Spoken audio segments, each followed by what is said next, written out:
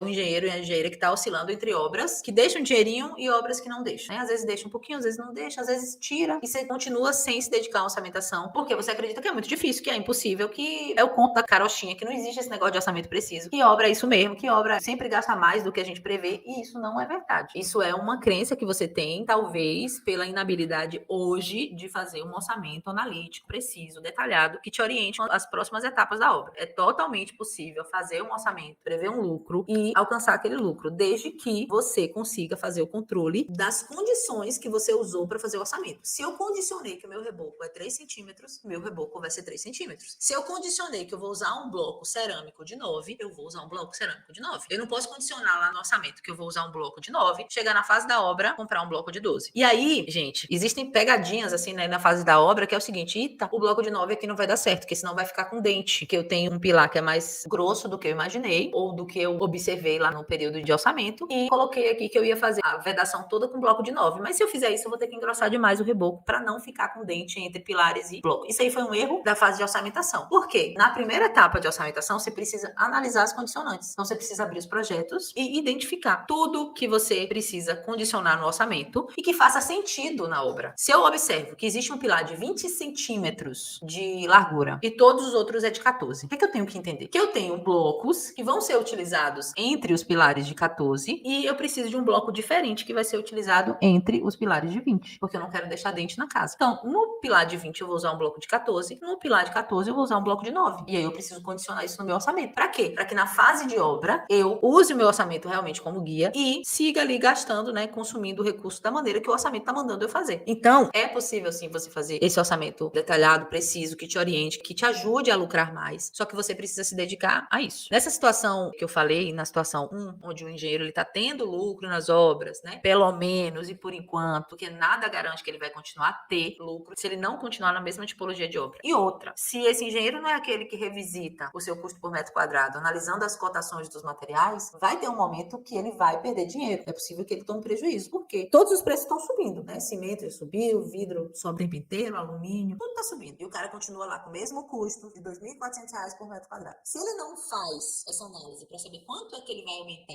por conta do aumento do material, ele vai tomar prejuízo eventualmente. E se ele for para uma tipologia completamente diferente, não é mais a casinha da caixa agora, uma casa de alto padrão, ele vai tomar prejuízo também. Porque qual é o parâmetro que você vai utilizar para sair de 2.400 para 3.200? Tô dizendo nem que é 3.200 e nem que é 2.400, mas tem uma diferença entre casa de alto padrão e casa de médio padrão e de baixo padrão. O que vai fazer você pular de 1 milhar para o outro milhar, né? De 2 para 3 mil? Aí você vai precisar estudar, vai precisar preparar uma base para você seguir adiante. Então, é totalmente possível e é muito recomendado que você faça isso se você quiser ganhar mais dinheiro com a sua obra, ou se você quiser parar de tomar prejuízo e passar a ganhar dinheiro com a sua obra. Qual é o jeito certo para ambas situações? Tanto para o cara que já ganha o dinheiro fazendo por metro quadrado, tanto para o engenheiro ou a engenheira que ganha em uma e perde em outra. Qual é a maneira certa? É elaborar um orçamento analítico e muito rico em detalhes. O que é um orçamento analítico? É um orçamento que vai analisar todas as condicionantes do orçamento. Então, eu vou ter ali todos os serviços que estão naquela obra, naquela reforma, né? Seja construção ou reforma. E dentro de cada um desses serviços, o que é que eu tenho de mão de obra e o que é que eu tenho de material, né? De maneira detalhada, tá, gente? Discriminada ali, ó. Vamos dar o exemplo da alvenaria. Eu tenho alvenaria. Eu tenho a mão de obra para fazer a alvenaria e eu tenho os materiais. Quais são os materiais? Eu tenho o bloco, eu tenho a argamassa, eu tenho impermeabilização. E se eu estiver fazendo uma alvenaria estrutural, por exemplo, eu tenho um bloco calha, eu tenho um aço, eu tenho concreto, eu tenho verde, eu tenho contraverde. Tudo isso tem que estar dentro de forma detalhada para você conseguir acompanhar durante a obra. Então, a maneira correta é essa, é fazer de maneira analítica e muito rica em detalhes, porque com isso você consegue controlar tanto a mão de obra, para que ela não seja improdutiva ou faça você pagar pela improdutividade dela, porque tem essa situação também, né? E também para você controlar o consumo de material.